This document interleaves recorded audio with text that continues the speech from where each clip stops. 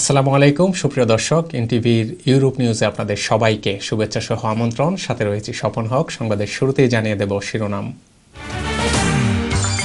প্রথম ধাপে অক্সফোর্ডের উদ্ভাবিত ভ্যাকসিনটি নিরাপদ ও রোগ প্রতিরোধ ক্ষমতা গড়ে তুলতে সক্ষম বলে জানিয়েছেন বিশেষজ্ঞরা। যুক্তরাজ্য হংকংয়ের সাথে প্রত্যর্পণ চুক্তি স্থগিত করবে বলে জানিয়েছে ব্রিটিশ পররাষ্ট্রমন্ত্রী ডমিনিক রাব। এবং অনিয়মিত অভিবাসীদের সহজ শর্তে বৈধকরণ প্রক্রিয়া চালু করার দাবিতে স্পেনে বিক্ষোভ সমাবেশ অনুষ্ঠিত।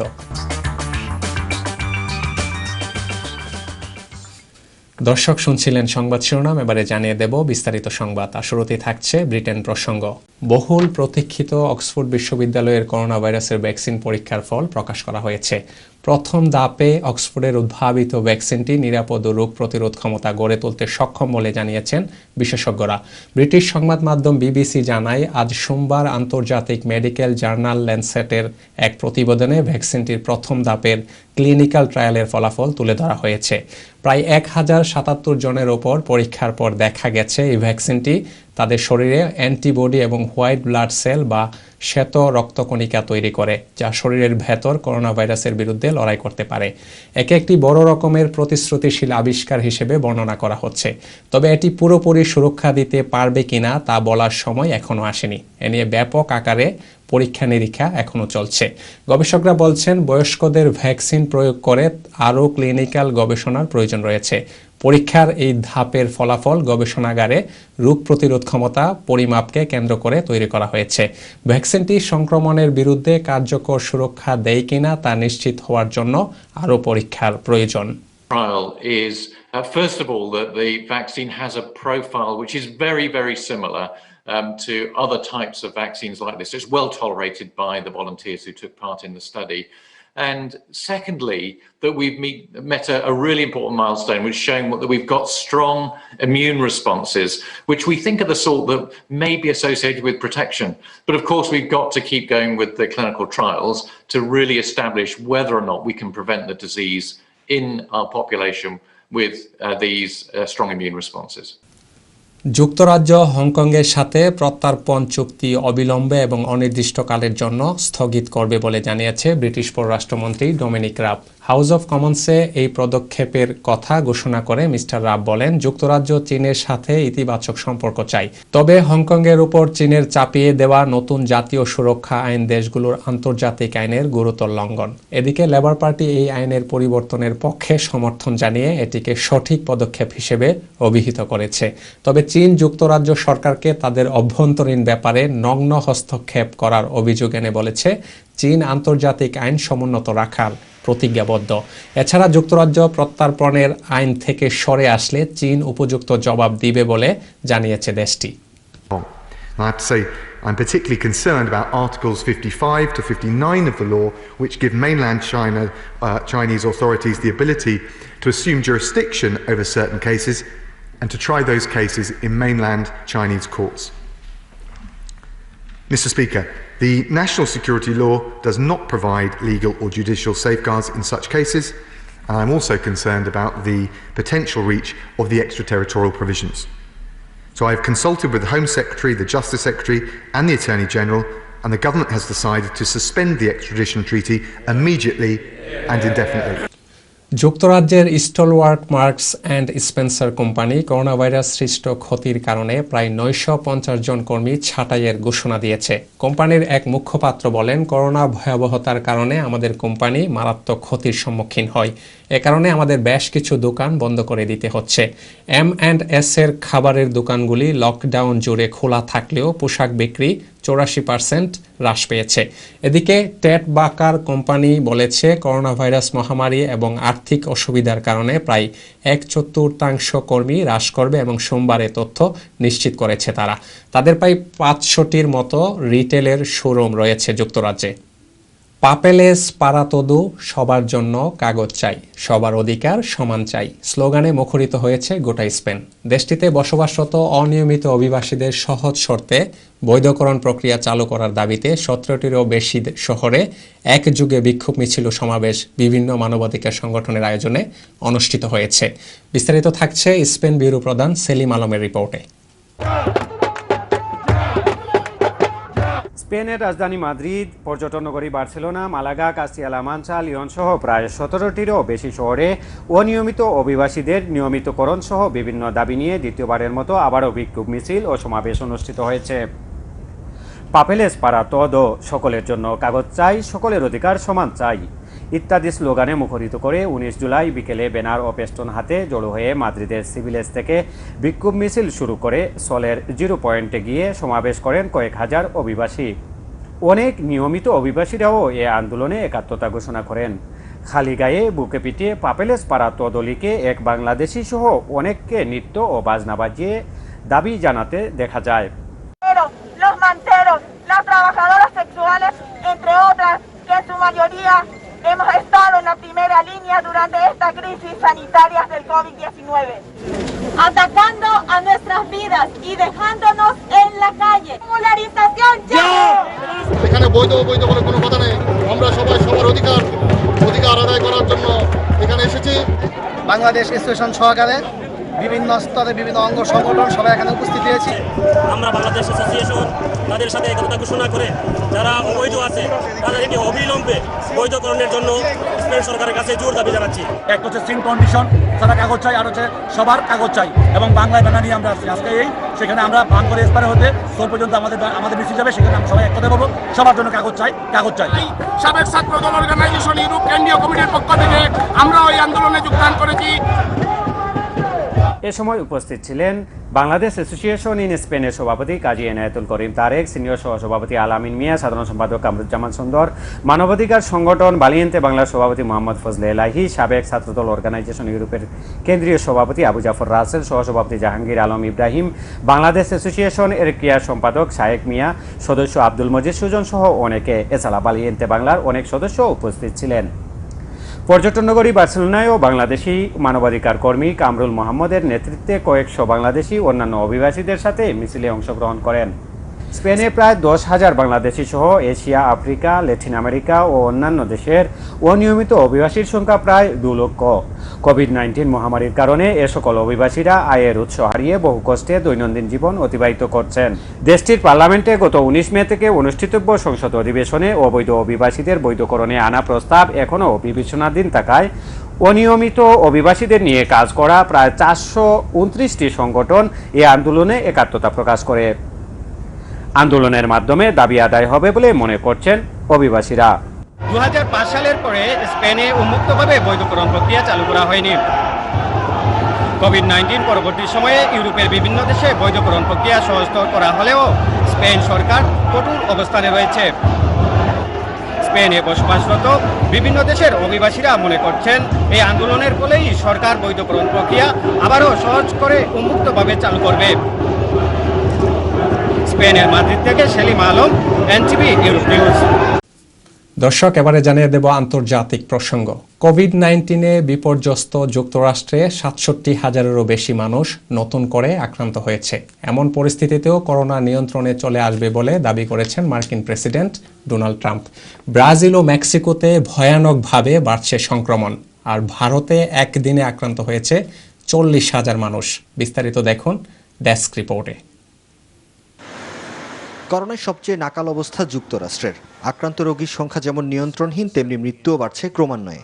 24 ঘন্টায় দেশটিতে 67,000 মানুষ অদৃশ্য এই ভাইরাসে আক্রান্ত হয়েছেন। ফ্লোরিডা, ক্যালিফোর্নিয়ার পর নতুন করে কেন্টাকিতে ভয়ানক রূপ দেখাচ্ছে কোভিড-19। মার্কিন রোগ নিয়ন্ত্রণ ও প্রতিরোধ সেন্টার করোনার সামগ্রিক পরিস্থিতি নিয়ে আতঙ্কিত হলেও প্রেসিডেন্ট ডোনাল্ড ট্রাম্প বিষয়টি নিয়ে মোটেও উদ্বিগ্ন নন। আমি আগেও বলেছি, এখনো বলছি, করোনা নির্মূল হবে দেশ থেকে। সবকিছু আগের মতো হয়ে যাবে। যা বলছি সেটা পুরোপুরি সত্য হবে, এ বিষয়ে আমি নিশ্চিত। সময়ের সাথে সাথে লাশের সারি দীর্ঘ হচ্ছে ব্রাজিলে। ডোনাল্ড ট্রাম্পের মতো ব্রাজিলের প্রেসিডেন্ট জায়ার বলসোনারোরও নেই করোনা নিয়ে মাথা ব্যথা। তারই প্রমাণ দিলেন করোনায় আক্রান্ত হওয়ার পরও রাষ্ট্রীয় ভবনের বাইরে নিজের সমর্থকদের শুভেচ্ছা জানিয়ে। মেক্সিকোতে ভয়ানকভাবে বাড়ছে সংক্রমণ। ইতালির রোমে আবারও গুচ্ছ সংক্রমণ দেখা দেয় অঞ্চলভিত্তিক লকডাউন দেওয়ার সিদ্ধান্ত নিয়েছে দেশটির সরকার। অস্ট্রেলিয়ার দ্বিতীয় জনবহুল শহর ভিক্টোরিয়ার সোমবার রেকর্ড সংখ্যক মানুষের শরীরে করোনা শনাক্ত হয়েছে। এই অবস্থায় স্থানীয় বাসিন্দাদের মাস্ক পরা বাধ্যতামূলক করেছে স্থানীয় প্রশাসন। বাড়ির বাইরে মাস্ক না পরলে $200 জরিমানার বিধানও রাখা হয়েছে। ভারতেও লাফিয়ে লাফিয়ে বাড়ছে সংক্রমণ। একদিনের ব্যবধানে শনাক্ত বেড়েছে 40,000। মৃত্যুর মিছিলে সামিল হয়েছেন 681 জন। এদিকে মহামারী করোনা ভাইরাসের উৎপত্তিস্থল চীনে আগে দুটি টিম পাঠিয়েছিল বিশ্ব স্বাস্থ্য সংস্থা। চলতি মাসের শেষের দিকে আন্তর্জাতিক বিশেষজ্ঞদের সমন্বয়ে গঠিত আরও একটি বড় দল চীনে পাঠানোর কথা ভাবছে জাতীয় সংঘের এই সহযোগী সংস্থাটি। Larger international team that will work in collaboration with the Chinese colleagues over the coming weeks and months. Munazzil Riyad, NTV international desk. দর্শক, এবারে জানিয়ে দেব কমিউনিটি প্রসঙ্গ। বাংলাদেশ মুক্তিযোদ্ধা পরিষদের প্রচেষ্টায় ও স্থানীয় মেরির সহযোগিতায় ফ্রান্স বাংলা স্কুলের ছাত্রছাত্রীদের অনুদান দেয়া হয়েছে। ফ্রান্স থেকে মোহাম্মদ আবুল কালাম মামুন জানান, বাংলাদেশ মুক্তিযোদ্ধা সংহতি পরিষদ ফ্রান্স ও বাংলা স্কুল ফ্রান্সের প্রতিষ্ঠাতা সভাপতি বীর মুক্তিযোদ্ধা জামিরুল ইসলাম মিয়া জামিলের প্রচেষ্টায় লাকর্নব মেরির সহযোগিতায় ফ্রান্সের একমাত্র বাংলা স্কুলের ছাত্রছাত্রীদের আনুষ্ঠানিকভাবে অনুদান দেয়া হয়েছে। সংহতি পরিষদের সভাপতি জামিরুল ইসলাম মিয়া এর সভাপতিত্বে বাংলা স্কুলের শিক্ষিকা সুমা দাসের পরিচালনায় এ সময় উপস্থিত থেকে বক্তব্য রাখেন ফাতেমা খাতুন, আশরাফুল ইসলাম, আমিন খান হাজারি, হুমায়ুন কবির, বলরাম রাজ, মতিউর রহমান সহ আরও অনেকে। এ সময় বক্তারা বলেন, প্রবাসে বেড়ে ওঠার ছেলে মেয়েদের বাংলা শিক্ষার খুবই প্রয়োজন এবং বাংলা স্কুলের মাধ্যমে শিশুদের বাংলা শিক্ষা সহ বাংলা কৃষ্টি কালচার ধরে রাখতে প্রতিনিয়ত কাজ করে যাচ্ছে। এতে করে নতুন প্রজন্মের ছেলেমেয়েরা বাংলার কৃষ্টি কালচার সম্পর্কে অবগত হবে। পূর্ব লন্ডনের নিউহাম কাউন্সিলের উডগ্রেঞ্জ ব্যাপটিস্ট চার্চ ফুড ব্যাংকে অসহায় ও দুর্দশাগ্রস্ত মানুষের জন্য জরুরি খাদ্য সামগ্রী বিতরণ করেছে জাতীয়তাবাদী মহিলা দল যুক্তরাজ্য শাখা। বিশ্বব্যাপী মহামারী করোনা ভাইরাসের প্রাদুর্ভাব শুরুর পর থেকে দেশে বিদেশে বিএনপির ভারপ্রাপ্ত চেয়ারম্যান তারেক রহমানের নির্দেশে ত্রাণ সামগ্রী বিতরণ করে যাচ্ছে বিএনপি ও সহযোগী সংগঠনের নেতাকর্মীরা। এরই অংশ হিসেবে যুক্তরাজ্য মহিলা দলের উদ্যোগে 18 জুলাই শনিবার খাদ্য সামগ্রী ও উক্ত ফুড ব্যাংকের সংশ্লিষ্ট কর্মকর্তার কাছে তুলে দেওয়া হয়। মহিলা দলের আহ্বায়ক ফেরদৌস রহমানের নেতৃত্বে খাদ্য সামগ্রী বিতরণী অনুষ্ঠানে উপস্থিত ছিলেন যুক্তরাজ্য বিএনপির সভাপতি M A. Malek, councillor Ayesha Chowdhury, green street labour পার্টির সেক্রেটারি জুনেদ আলী, মহিলা দল নেত্রী ঋতু রহমান, জাহানারা আক্তার শিমলা সহ আরও অনেকে। এদিকে খাদ্য বিতরণী অনুষ্ঠান চলাকালে বাংলাদেশ থেকে টেলিকনফারেন্সে যোগ দেন কেন্দ্রীয় মহিলা দলের সাধারণ সম্পাদক সুলতানা কামাল।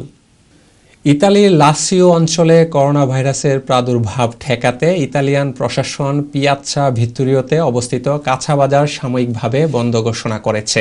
উল্লেখ্য, রোমের এই কাঁচা বাজার হতে রোম সহ আশেপাশের সকল অঞ্চলে প্রয়োজনীয় দ্রব্যাদি সরবরাহ করা হয়। বাজার বন্ধ করার কারণ হিসেবে জানা যায়, সম্প্রতি বাংলাদেশ থেকে আগত প্রবাসী বাংলাদেশিদের মধ্যে অনেকেই 14 দিন কোয়ারেন্টাইন না মেনে কাজে যোগদান করা এবং মাস্ক ব্যবহার না করায় কাঁচা বাজার বন্ধ ঘোষণা করা হয়েছে। তবে বর্তমানে বাজার বন্ধ অবস্থায় ভিতরে পরিষ্কার পরিচ্ছন্নতার কাজ করা হচ্ছে। নোটিশ অনুযায়ী অভ্যন্তরীণ কাজের জন্য সাময়িকভাবে বাজার বন্ধের সময়সূচি পরিবর্তন করা হয়েছে। এমত অবস্থায় সোমবার থেকে শুক্রবার দুপুর 2টায় এবং শনিবার বিকাল 5টায় বাজার বন্ধ হবে। সদ্য প্রয়াত আমরা জিয়া সৈনিক ফ্রান্সের সভাপতি খান মনির হোসেনের স্মরণে আলোচনা সভা ও দোয়া মাহফিল অনুষ্ঠিত হয়েছে। ফ্রান্স থেকে মোহাম্মদ আবুল কালাম মামুন জানান, প্যারিসের এক অভিজাত হলে আমরা জিয়া সৈনিক ফ্রান্সের উদ্যোগে সংগঠনের ভারপ্রাপ্ত সভাপতি GM গুলাম কিবরিয়া মিল্টনের সভাপতিত্বে সাধারণ সম্পাদক জাহাঙ্গীর আলম মিলনের পরিচালনায় প্রধান অতিথি হিসেবে বক্তব্য রাখেন ফ্রান্স বিএনপির সাবেক সভাপতি সিরাজুল ইসলাম মিয়া। মানিক মিয়া, রুহুল আমিন, আবদুল্লাহ, সাইফুদ্দিন, হুমায়ুন কবির, ফরিদউদ্দিন, মকবুল হোসেন, মাহাতাবউদ্দিন, জাকির হোসেন, নুরুল আমিন, মিলন মজুমদার সহ আর অনেকে। বিএনপি যুবদলের নেতৃবৃন্দ সভা শেষে নিহত মনির হোসেনের রুহের মাগফিরাত কামনায় দোয়া করেন। দর্শক, এবারে জানিয়ে দেব বাংলাদেশ প্রসঙ্গ।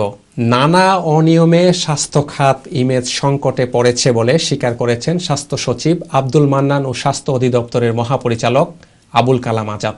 পরিস্থিতি নিয়ন্ত্রণে একটি টাস্ক ফোর্স গঠনের সিদ্ধান্ত নিয়েছে মন্ত্রণালয়। আরও বিস্তারিত দেখুন রিপোর্টে। জাতীয় পরামর্শ কমিটির সদস্যরা অনলাইনে বৈঠকে যোগ দিয়ে অভিযোগ করেন, হাসপাতালের যন্ত্রপাতি ও সুরক্ষা সামগ্রী কেনাকাটায় দুর্নীতির কারণে ইমেজ সংকটে পড়েছে গোটা স্বাস্থ্য খাত। কোভিড-19 চিকিৎসায় বিভিন্ন পর্যায়ে বিরাজ করছে সমন্বয়হীনতা। পরামর্শ কমিটির অনেক গুরুত্বপূর্ণ পরামর্শ বাস্তবায়ন হচ্ছে না। করোনার ভ্যাকসিন আবিষ্কার হলে প্রথম ধাপেই যেন তা বাংলাদেশ পেতে পারে এবং ৮০% জনগণকে বিনামূল্যে সেই ভ্যাকসিন দেয়া যায়, সেজন্য প্রয়োজনীয় ব্যবস্থা নেওয়ার তাগিদ দেওয়া হয়। যে আমরা যেমন দেশের অর্থ খরচ করে কিছু প্রকিউরমেন্ট করব, কিন্তু এখানে যেন সেটা সঠিক মূল্যে কেনা হয়। আমরা যদি দেখি যে কোনো একটা মেশিন খুব বেশি উচ্চ দামে কেনার ব্যাপারে পদক্ষেপ না হচ্ছে, আমরা খুব ব্যথিত হই, আমরা সেটা জানানোর চেষ্টা করি। আমার কাছে যেটা সবচেয়ে বেশি মনে হয়, আমরা সমন্বয়হীনতা ভুগছি। এই সমন্বয়হীনতা ভোগার কারণে আমরা এদের সাথে কথা বলে আমরা অভিষ্ট লক্ষ্যে পৌঁছাতে পারছি না। স্বাস্থ্য খাতের বাস্তব পরিস্থিতি অনেকটা অকপটে স্বীকার করে স্বাস্থ্য সচিব বলেন, আগামীতে অনিয়মের অভিযোগ খতিয়ে দেখতে টাস্কফোর্স গঠন করা যেতে পারে। প্রথম ধাপেই করোনার ভ্যাকসিন পেতে উদ্যোগ নেওয়া হয়েছে বলে জানান তিনি। আর স্বাস্থ্য অধিদপ্তরের মহাপরিচালক দাবি করেন, তাদের প্রচেষ্টায় করোনা রোগীদের হাসপাতালে ভর্তির অসুবিধা এখন অনেকটাই দূর হয়েছে। আসলে আমাদের ইমেজ সংকট আমাদের সম্মিলিত এই হাসপাতালগুলোর হেড চিকিৎসক টাস্ক ফোর্সের মাধ্যমে আমরা কিছু করতে পারি কিনা। আমাদের একটা কমিটি থাকবে, যে কমিটি কোনো জায়গাতে অনিয়ম কোনো কিছু নিউজ হইলে আমরা এটা একটু তল্লাশি করে দেখব। আমি এরকম যন্ত্রপাতি কিনলাম অনেক দামি, কোটি কোটি টাকা দাম, কিন্তু এর কোনো ইউটিলাইজেশন নাই, হচ্ছে না কোনো জায়গাতে। আবার শোনা যায় এরকম যে এই এর প্যাকেটও নাকি খোলা হয় না। জনস্বাস্থ্য বিশেষজ্ঞরা করোনা টেস্ট বাড়ানোর জন্য র্যাপিড টেস্ট চালু এবং অ্যান্টিবডি টেস্টের আওতা বাড়ানোর তাগিদ দেন। তবে স্বাস্থ্য সচিবের দাবি, টেস্ট কিটের কোনো সংকট নেই। আমাদের ২৪,০০০ টেস্ট করা উচিত। এখন আমরা কেন কমে গেল? গত ১৫ দিনেই কমে গেছে সবচেয়ে বেশি। মানুষ কি তাহলে টেস্টের প্রতি আগ্রহ হারাচ্ছে? আমরা আরও এই বিষয়টা নিয়ে ডিটেলসে যাব, কারণ আমাদের কিটের কোনো সংকট নেই। আমাদের কাছে ৩ লক্ষ কিট আছে মজুদ। কেন মানুষ হসপিটালের প্রতি বিরূপ হলো, কেন হসপিটালের ভীতি বা হসপিটালের প্রতি কনফিডেন্স হারালো, এই বিষয়গুলো কিন্তু আমাদের এখন ভাবতে হবে। এবং এটাকে রিভাইভ যদি না করতে পারি, রেস্টোর না করতে পারি, তাহলে কিন্তু আমাদের সমস্ত অর্জন কিন্তু ম্লান হয়ে যাচ্ছে। Faizullah Mahmud, NTV news, Dhaka. মৌলভীবাজারের বড়লেখা উপজেলায় দক্ষিণ ভাগ মোহাম্মদিয়া টাইটেল মাদ্রাসায় ১৫ লক্ষাধিক টাকার ভূমি দান করেছেন আলহাজ শামসুল হক ফাউন্ডেশনের প্রতিষ্ঠাতা চেয়ারম্যান, কাতার প্রবাসী বিশিষ্ট ব্যবসায়ী, শিক্ষানুরাগী ও সমাজসেবক আলহাজ শামসুল হক। শনিবার দুপুরে আনুষ্ঠানিকভাবে তিনি মাদ্রাসা কমিটির হাতে দানকৃত ভূমির দলিল হস্তান্তর করেন। এ উপলক্ষে মাদ্রাসা কমিটির পক্ষ থেকে তাকে সংবর্ধনা প্রদান করা হয়েছে। মৌলভীবাজারের বড়লেখা থেকে আমাদের সহকর্মী তানজির আহমেদ রাসেলের পাঠানো তথ্যচিত্রে বিস্তারিত দেখুন ডেস্ক রিপোর্টে।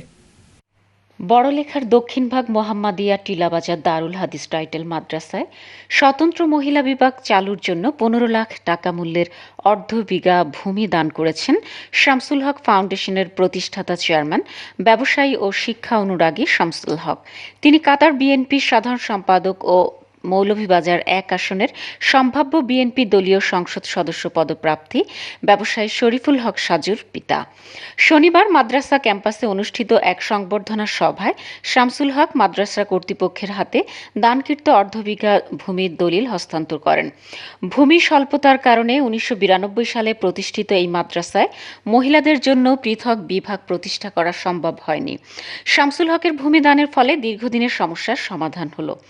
বড়খল উপজেলা কাঁঠালতলী বশিরিয়া মাদ্রাসার প্রিন্সিপাল মাওলানা আলাউদ্দিনের সভাপতিত্বে ও এম শামসুল হকের পরিচালনায় অনুষ্ঠিত সভায় সংবর্ধিত অতিথির বক্তব্য রাখেন ভূমিদানকারী আলহাজ শামসুল হক।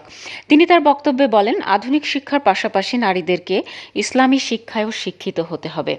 সংবর্ধিত অতিথিকে অনুষ্ঠানে মাদ্রাসার পক্ষ থেকে মানপত্র ও সম্মাননা ক্রেস্ট প্রদান করা হয়।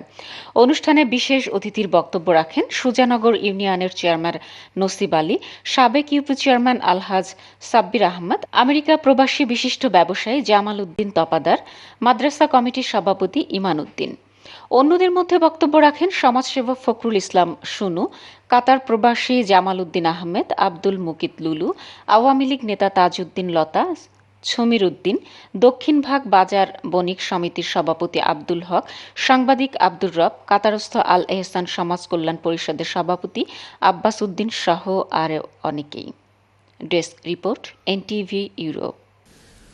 দক্ষিণ সুনামগঞ্জে বৈশ্বিক মহামারী করোনা পরিস্থিতি ও তৃতীয় দফায় বন্যাতেও জীবনের ঝুঁকি নিয়ে পুরোদমে চিকিৎসা সেবা দিয়ে যাচ্ছেন জয়কলস ইউনিয়নের স্বাস্থ্য পরিবার কল্যাণ কেন্দ্রের পরিবার কল্যাণ পরিদর্শিকা সুমিত্রা রানী চৌধুরী।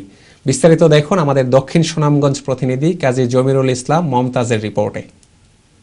1987 সাল থেকে যাত্রা শুরু হওয়া দক্ষিণ সুনামগঞ্জ উপজেলার জয়কলস ইউনিয়ন স্বাস্থ্য পরিবার কল্যাণ কেন্দ্রে আধুনিক সুযোগ সুবিধা না থাকায় জেলা শহর সুনামগঞ্জ থেকে এই করোনা পরিস্থিতির মাঝেও সুমিত্রা রানী চৌধুরী প্রতিদিনই মানুষের সেবা দিতে আসছেন কর্মস্থলে।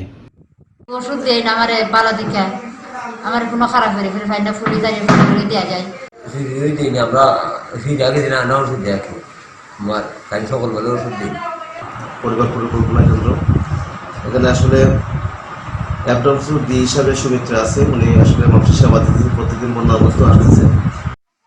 এই স্বাস্থ্য পরিবার কল্যাণ কেন্দ্রে ইউনিয়নের 27টি গ্রামের শতাধিক বিভিন্ন শ্রেণীর লোকেরা সেবা নিয়ে থাকেন। সেবার মধ্যে রয়েছে মা ও শিশু স্বাস্থ্য সেবা, কিশোর প্রজনন স্বাস্থ্য সেবা, পরিবার পরিকল্পনা সেবা সহ অন্যান্য সকল সেবা। ফলে প্রতিদিনই রোগীদের এসব সেবা দিয়ে যাচ্ছেন নিরলসভাবে।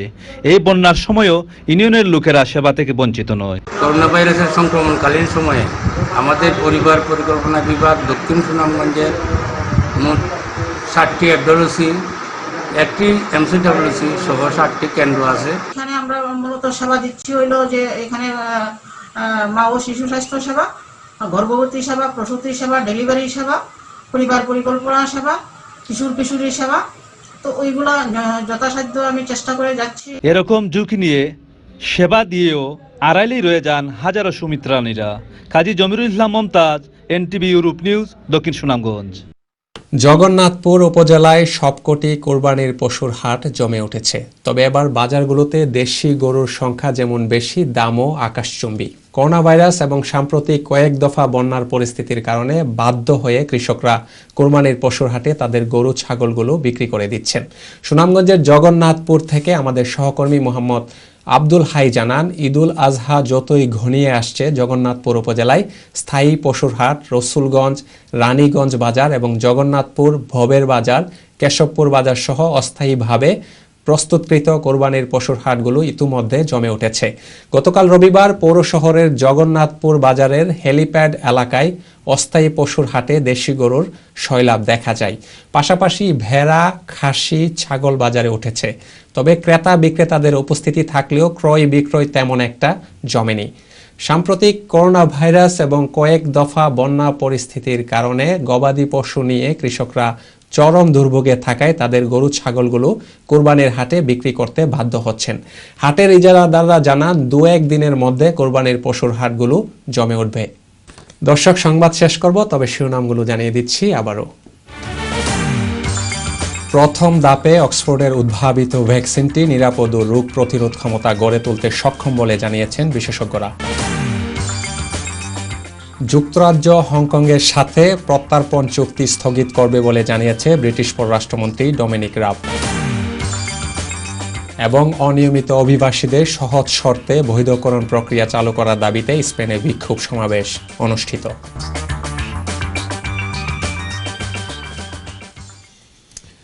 দর্শক, এ ছিল আমাদের হাতে থাকা এনটিভির ইউরোপ নিউজের সর্বশেষ আয়োজন। এই খবরের ভিডিও সহ আপডেট জানতে ভিজিট করুন www.europntv.com। এতক্ষণ সাথে থাকার জন্য সবাইকে ধন্যবাদ।